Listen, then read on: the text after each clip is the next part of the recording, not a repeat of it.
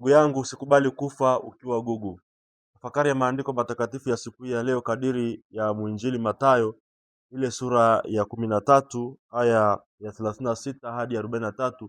Bwana Yesu anatufundisha tena mfano wa magugu na ngano. Ndugu zangu wapendwa, usikubali kufa ukiwa bado ni gugu.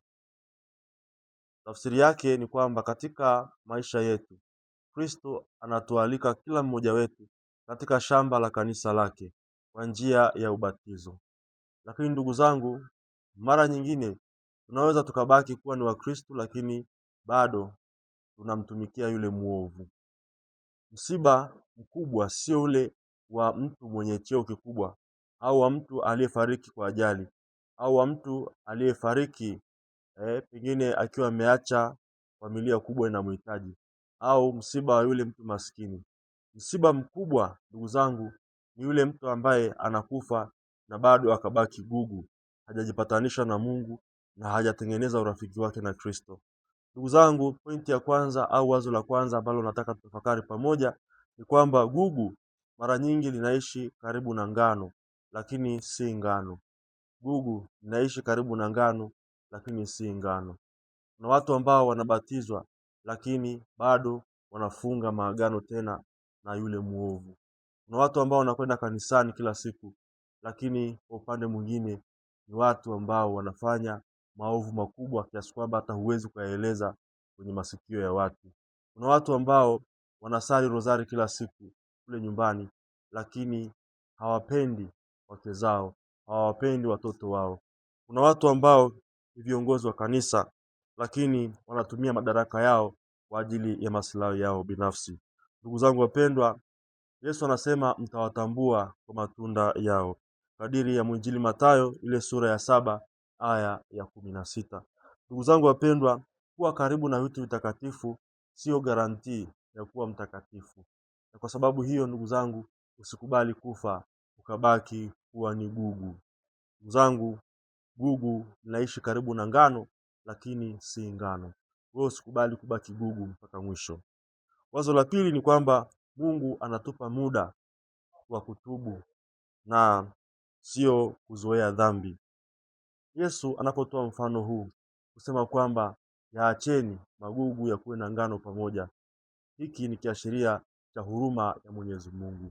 Mwenyezi Mungu haadhibu haraka, anampa mdhambi nafasi ya kurudi kwa Mungu. Ndugu zangu, Mungu unapoona na kuacha, hakuadhibu unapofanya jambo fulani baya, basi ujue umepewa fursa ya kutubu na kurudi. Na kwa tafsiri hii ndugu zangu, usiseme kwamba nitaungama kesho, sema nitaungama leo. Usiseme kwamba nitasamehe mwezi ujao, baada ya kuongea au baada ya kuzungumza, na wakati kiuhalisia bado unabaki na maisha yale yale. Sema nitasamehe leo leo.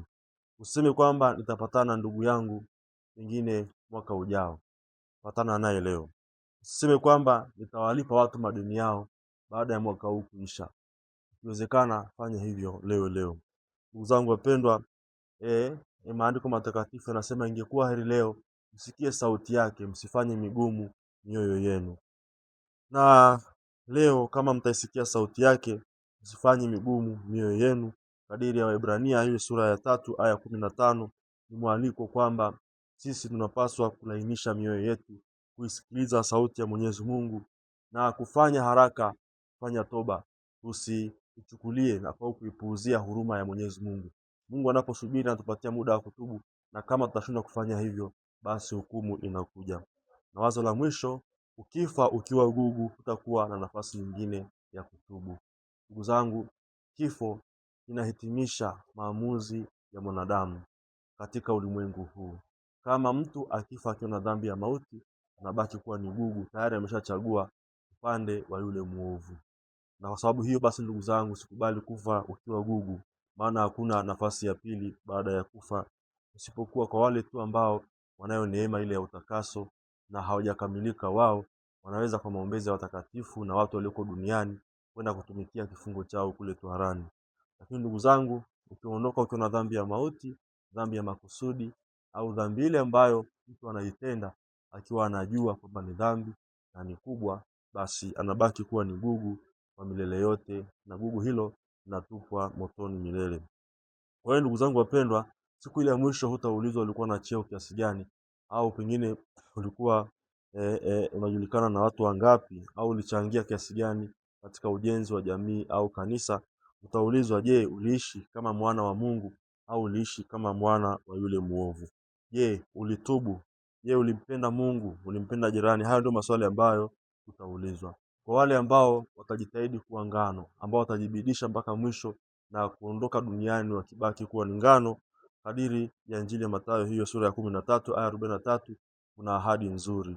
Ndipo wenye haki watakapong'aa kama jua katika ufalme wa Baba yao. Mwisho, ndugu zangu wapendwa, usikubali kufa ukiwa gugu. Kama una chuki au hasira, jitahidi uiondoe mara moja. Kama unaishi katika dhambi, jitahidi ufanye toba, jipatanishe na Mwenyezi Mungu. Kama umejitenga na maisha ya sakramenti, basi rudi katika hali ya kuwa mtoto wa Mungu na ushiriki hicho chakula cha uzima wa milele. Lakini pia siku unayopewa ya kufanya toba sio kesho, ni leo.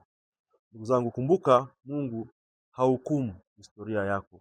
Anahukumu pale historia yako inapoishia, unapofanya maamuzi ya kufanya toba. Kwa hiyo usikubali kufa ukiwa gugu.